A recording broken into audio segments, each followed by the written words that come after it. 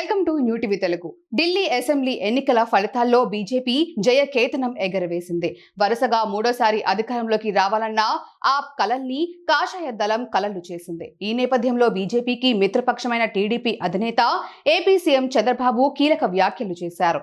ఏపీలో కూటమి ప్రభుత్వం ఎన్నికల్లో ఇచ్చిన పథకాల హామీల్ని అమలు చేయడం లేదని విమర్శలు ఎదురవుతున్న వేళ చంద్రబాబు కమెంట్స్ ప్రాధాన్యం సంతరించుకున్నాయి. ఢిల్లీ ఎన్నికల ఫలితాలు తాను ప్రచారం చేసిన ఎన్డీఏ మిత్రపక్షం బీజేపీ ఘన విజయంపై సీఎం చంద్రబాబు స్పందించారు. ఢిల్లీ ఎన్నికల్లో బీజేపీ సాధించిన విజయాన్ని స్వాగతించిన చంద్రబాబు అదే సమయంలో తాయిలాల్తో ఓటర్లను ఆకట్టుకోవాలన్న కేజ్రీవాల్ వ్యూహం విఫలమైందని విశ్లేషించారు. దీన్ని ప్రస్తావిస్తూ ఢిల్లీలో బటన్ నొక్కుడు విధానం సక్సెస్ కాలేదని చంద్రబాబు తేల్చి చెప్పేశారు. ఢిల్లీ ఎన్నికల్లో బీజేపీతో పాటు ఆప్ కూడా భారీగా సంక్షేమ పథకాలు, హామీలు ఇచ్చాయి.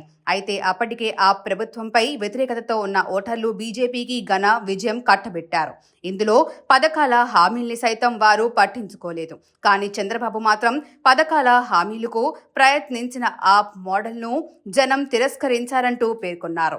అంతేకాదు గతంలోనూ ఏపీలో ఈ బటన్ మోడల్ ఫెయిల్ అయిందని గుర్తు చేశారు. తద్వారా రాష్ట్రంలో పథకాల స్థానంలో అభివృద్ధిపై ఫోకస్ పెట్టాలని తన ఆలోచనను అలా సమర్థించుకున్నారు. ఇప్పటికే రాష్ట్రంలో కూటమి ప్రభుత్వం పథకాల అమలు చేయడం లేదని విపక్షాలు విమర్శలు చేస్తున్న తరుణంలో చంద్రబాబు వ్యాఖ్యలు చర్చనీయాంశమయ్యాయి.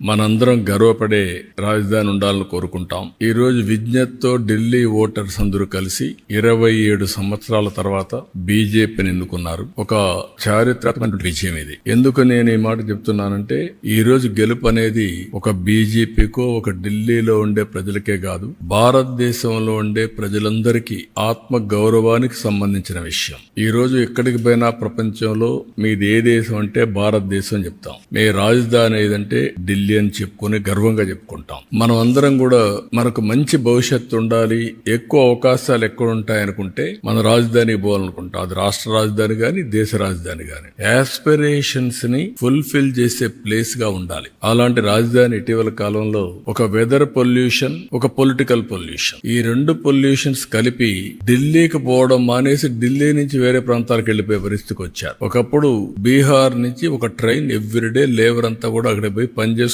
మళ్ళా ఈవినింగ్ ఢిల్లీ నుంచి బీహార్కి వెళ్ళేవాడు. ఇప్పుడు బీహార్ నుంచి ఢిల్లీకి రావడంలా పరిపాలన అంటే ఎట్లుంటుందంటే ఒక్కొక్కసారి పరిస్థితులన్నీ కూడా తారుమారయ్యే పరిస్థితులు వస్తుంది. దానికి ఉదాహరణ ఢిల్లీ. అయితే ఇక్కడ ఏ మోడల్ వర్కౌట్ అవుతుంది భారతదేశంలో అనుకుంటే ప్రపంచంలో ఎక్కడ గానీ భారతదేశంలో గానీ పీపుల్స్ ఫస్ట్, ఒక సస్టైనబుల్ మోడల్ క్రియేట్ చేయాల్సిన అవసరం ఉంది. అదే నరేంద్ర మోడీ ఒక సస్టైనబుల్ మోడల్ ని క్రియేట్ చేస్తున్నాడు. ఆయన్ని మనస్ఫూర్తిగా అభినందిస్తున్నాం. ఈ రోజు ఢిల్లీలో గెలుపు కూడా ప్రధానమంత్రి నరేంద్ర మోడీ గారిపై నుండే నమ్మకం. ఆ నమ్మకంతో ఢిల్లీ ప్రజలు నరేంద్ర మోడీ గారి నాయకత్వాన్ని బలపరిచారు.